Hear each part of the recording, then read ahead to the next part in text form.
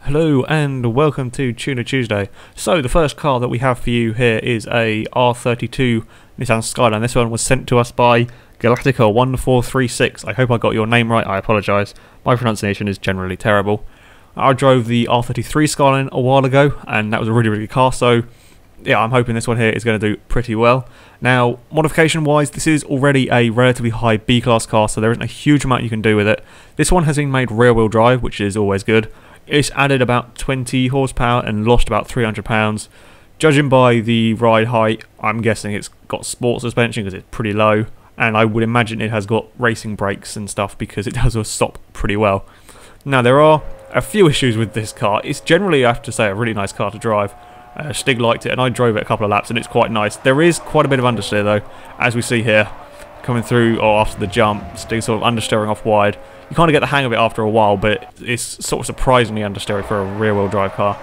It's very well planted. The back end stays pretty much in check most of the time, although if you are meant to poke it with a stick, it does kind of do this. It's not too bad. This is normally controllable, but yeah, it can catch you out. It has got sort of 340 horsepower, so not really that surprising. The main, I would say, issue with the car is the suspension is either very stiff or very low, or a combination of the two, which means it does not like that sort of jump there. As we see, it's kind of gotten spilling off into the scenery.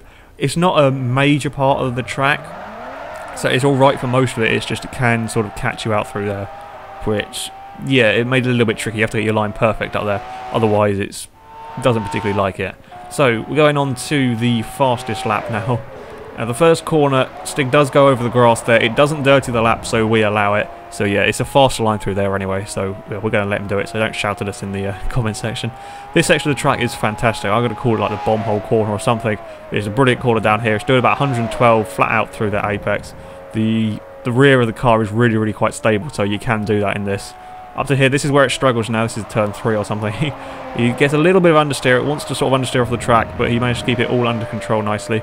Now this is a sort of triple, it might even be quadruple apex right-hand corner.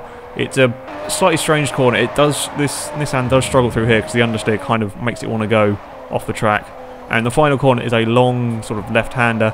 It's very easy to try and be a bit too eager on the power and go sideways, or as Stig finds out there, he gets a bit of understeer, sort of heads towards the grass. I think it may have actually stuck a wheel on the grass, but it didn't slow him down too much. And there we go, and it is a cross the line. Now, the lap time for the Skyline is a 59.187, which is, well, it's under a second away from my scion. Thank you for whoever told me how to pronounce that, because I never knew. So yeah, that's where the Skyline goes. It's a little bit slower than I was expecting, but having driven it, sort of seeing what the understeer is like, I'm not particularly surprised. But it is a nice car to drive, I have to say. It's very easy. Stig was doing quite a lot of lap times around the same, very consistent lap times. Yeah, that is it for this episode, guys. So if you have a car that you want to send it to us, you can. If I'm on your friends list, then just gift it to me. If not, put it on your storefront, send me a message, and then I shall go and look at it, and I'll get the Stig to download it. And yeah, that's about it. I can't think of anything else. So yeah, thank you very much for watching, everybody. And until next time, goodbye.